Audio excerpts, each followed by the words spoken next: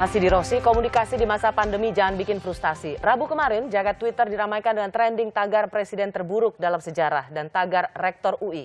Kedua tagar ini trending bukan tanpa sebab, tapi sebagai respons atas penanganan pandemi yang dilakukan pemerintah.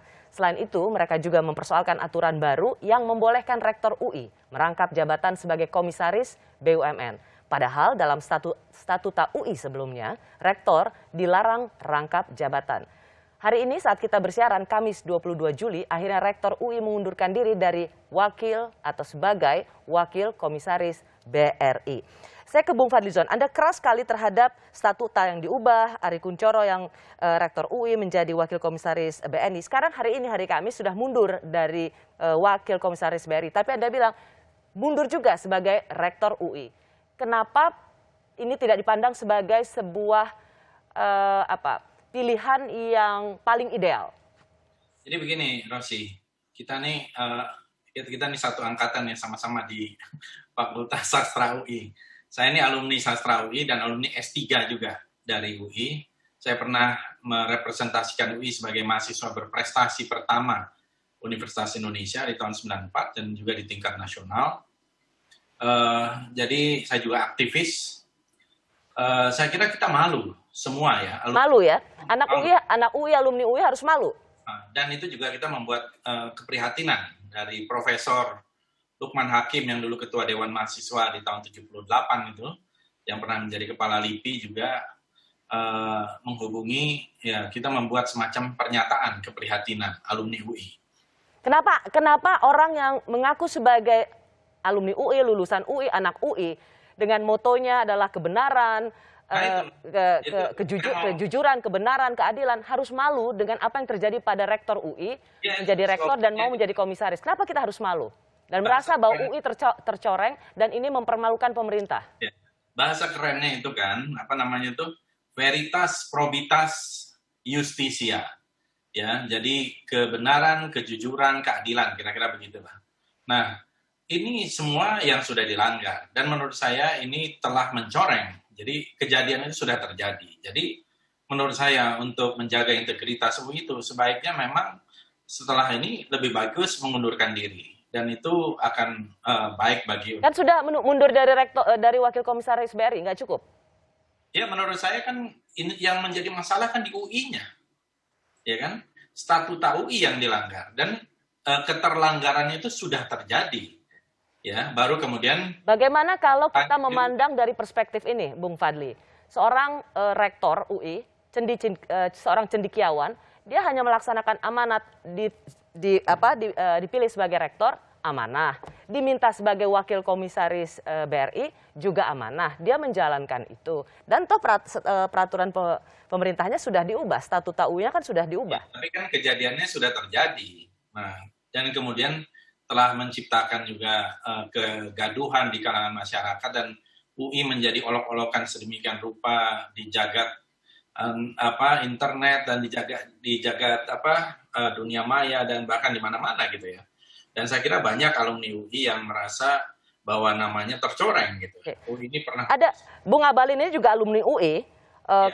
Kata Bung Abalin, buat Anda yang nyinyir soal statuta UI yang diubah harus diperiksa pengetahuannya. Ya, apakah isi kepalanya harus diperiksa isi kepalanya? Karena begini, ya, jangan karena kebencianmu kepada seseorang atau kebencianmu terhadap satu institusi dan lembaga, nilai-nilai kebenaran itu tidak memberikan cahaya di dalam kalbu dan otakmu. Itu penting. Kenapa ini? Karena sekali lagi dari awal saya katakan kepada Rossi bahwa yang duduk berbicara kita di sini adalah masyarakat terpelajar, orang-orang berpendidikan. Langsung ke poinnya aja Bung Abalin. Oh, itu sebabnya saya kan juga kasih tahu sejak kemarin saya sudah bilang. Mulai dari peraturan pemerintah nomor 75 tahun 2021 bukan dibuat seketika terkait dengan masalah jabatan rektor di BUMN, bukan kawan. Ini peraturan pemerintah, usulan tahapan ini telah disampaikan sampai ke Majelis Wali Amanah Universitas Indonesia. Ya. Kemudian diusulkan tahun 2019 untuk mendapatkan keputusan dari Presiden. Terus jadi, 4 sektor yang ditetapkan di dalam pasal 39 itu, poin mana yang dilanggar? supaya dikasih tahu agar rakyat juga itu mengerti. Dia tidak aktif dalam organisasi yang berafiliasi kepada politik, bukan di dalam jabatan direksi, bukan di dalam jabatan yang terstruktur baik di pusat maupun di daerah. Terus yang mana masalahnya? Kita dengar dulu karena ini yang juga kemarin Kompas TV mewawancari mantan Menristek Dikti, katanya tidak ada poin yang dilanggar karena sebenarnya PP ini sudah lama pembahasannya, Bung Fadli. Rosi, itu sudah. sebabnya saya katakan. Sebentar, itu sudah didengar penjelasan Anda. Kita ke Bung Fadli. Dan di dalam statuta UI itu jelas ya mengatakan aturan yang kemudian aturan itu dilanggar. Kemudian statutanya yang diubah, kan begitu. Ini yang menjadi masalah yang besar menurut saya. Jadi dengar Fat. Ya. Statuta itu dirubah bukan seketika karena terkait dengan jabatan rektor sebagai wakil BUMN. Lihat dokumennya itu diusulkan sejak tahun 2019, brother. Tidak penting. Jangan keliru. Bukan tidak penting. Justru itu yang kita menjadi bahasan. Tidak penting. Kapan? Tanggal 2 kemarin bulan Juli. Nah, dengar dong. Begini Pak. Dengan sebelumnya itu sudah terjadi pelanggaran. Dengar. Di mana penjelasan di dalam peraturan pemerintah yang tahun 2013 itu terkait dengan rangkap jabatannya dalam posisi sebagai komisaris BUMN? Ada. Coba kasih tunjuk sama saya. Yang di PP yang kita semua sudah tahu ada tidak boleh rangkap bahwa jabatan. rektor UI dan wakil rektor itu tidak boleh merangkap jabatan, Bung Ngabalin. Dalam PP 68 2013 Statuta UI yang sebelumnya itu rektor dan wakil rektor tidak boleh rangkap jabatan.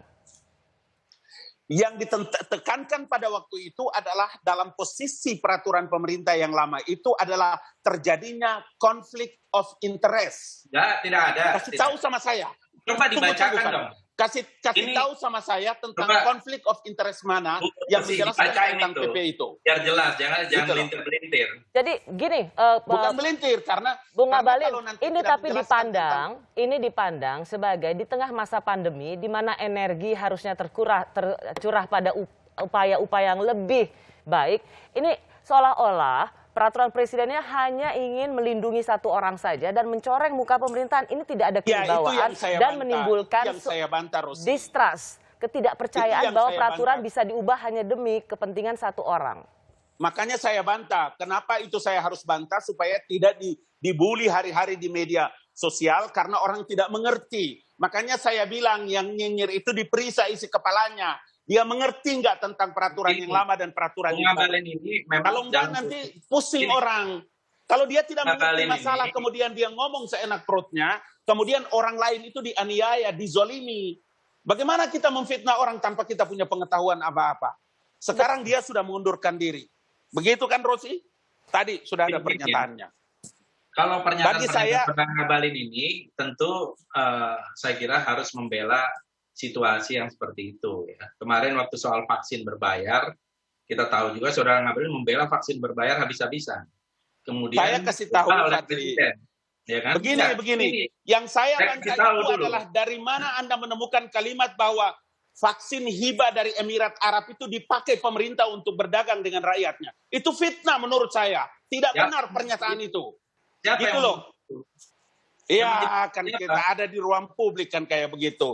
Itu yang dipakai kemudian dibully di ruang publik, di internet, di email, segala macam. Itu tidak etis dan amoral melakukan bisnis di tengah pandemi untuk vaksinasi. Yang kita cegah itu adalah, ya enggak, saya katakan yang kita harus cegah itu membeli vaksin dari uang rakyat dijual kembali kepada rakyat.